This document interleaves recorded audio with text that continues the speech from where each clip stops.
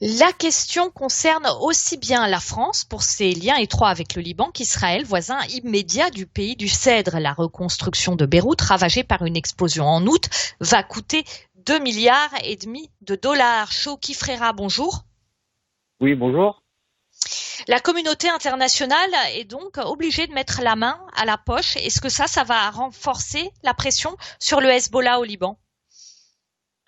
Écoutez, pour l'instant, ce ne sont que des promesses qui, à mon sens, ne trouveront pas application dans l'immédiat, puisque ces aides sont conditionnées par des réformes structurelles libanaises, par une purification un peu du système de gestion et de gouvernance. Et on est loin du compte pour l'instant. On est toujours sans gouvernement. Les tractations perdurent et à mon avis, tout le monde essaye de gagner du temps ou de perdre du temps en attendant l'installation de la nouvelle administration américaine. Shawki Freira, précisément sur le Hezbollah, il a été question de sa responsabilité dans cette explosion. Est-ce qu'on a maintenant plus de preuves maintenant que 4 mois ont passé? Officiellement, il n'y a aucune preuve de son implication, mais tout le monde le sait, tout le monde le dit.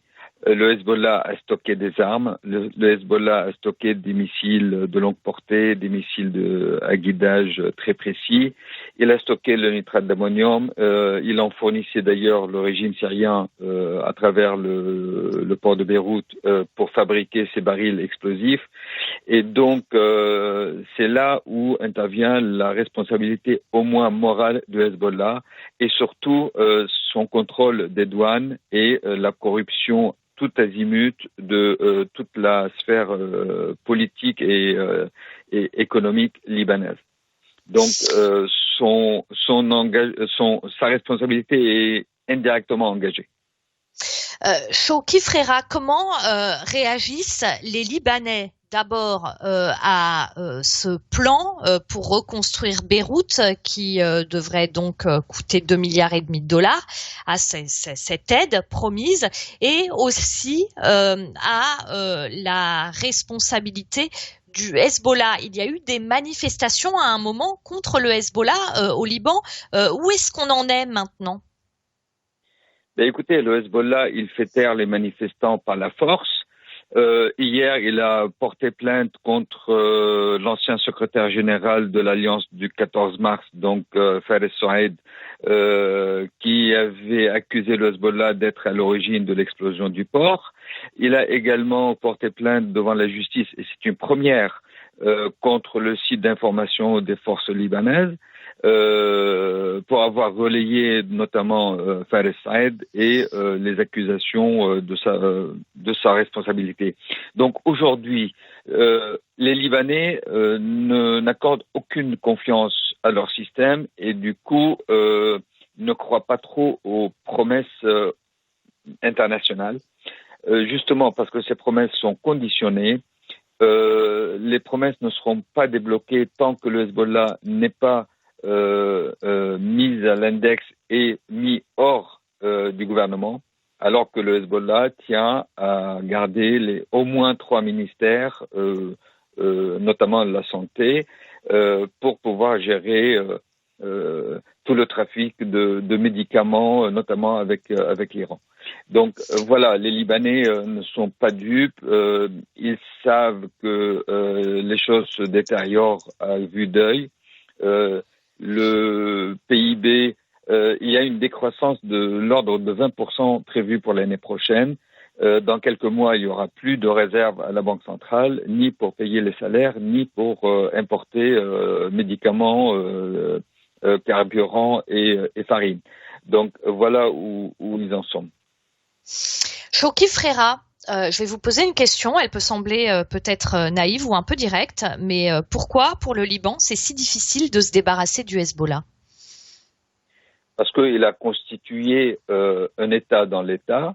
Il a contrôlé, à coup de grande corruption, il a contrôlé tous les rouages de l'État et de l'administration. Il a infiltré les services, il a infiltré l'armée, les services de renseignement, l'administration, les grandes entreprises. Et donc, du coup, en plus, il est armé jusqu'aux dents et personne ne peut réellement s'y opposer. Tout le monde essaye de le coincer un peu sur le plan politique pour fragiliser son assise populaire. Et a priori, ça commence à fonctionner vu l'état de ses pertes en Syrie et son ingérence dans des conflits qui ne concernent pas le Liban, et il en paye le prix fort. Et donc, justement, à ce propos, il y a au moins 8 à 10 hauts officiers de l'armée qui sont à la retraite, fraîchement retraités, qui sont poursuivis par la justice et accusés de grande corruption. Et donc, les langues commencent à se délier au Liban parce que la population n'en peut plus. Mais le problème, c'est que la justice, elle est aux ordres du pouvoir politique. Le pouvoir politique est aux ordres du Hezbollah et le Hezbollah est aux ordres de l'Iran. Voilà, l'équation est très simple.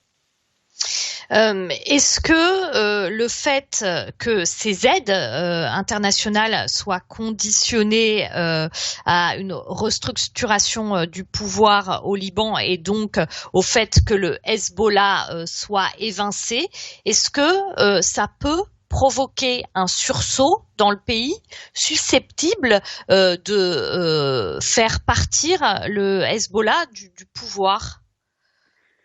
Écoutez, selon les dernières informations en provenance de Beyrouth, Nasrallah serait déjà en Iran. Il serait rendu en Iran mercredi dernier pour des raisons encore inconnues. Vendredi, l'état de santé du guide Ali Khamenei s'est nettement dégradé et probablement la présence de Nasrallah à son chevet est liée à cette situation-là et à l'engagement de la succession en Iran. Cette nuit, on m'a confirmé cette information oui. avec un bonus, c'est que Nasrallah, son séjour devrait durer très longtemps, notamment en Irak. Il serait nommé Vous voulez dire Shawki? Un dignitaire de Qom. De Najaf, en Irak. Et donc, ça veut dire qu'il y a une succession qui peut s'engager au Liban à la tête du Hezbollah en fonction d'un deal qui serait préparé avec l'administration américaine. Donc, si le deal voit le jour, on s'acheminerait vers un désengagement ou une désamorce du Hezbollah. Si le deal ne fonctionne pas, donc tous les scénarios seraient possibles. Merci beaucoup Shawki Freira d'avoir été en ligne avec nous ce matin sur Judaïque FM. Bonne journée à vous.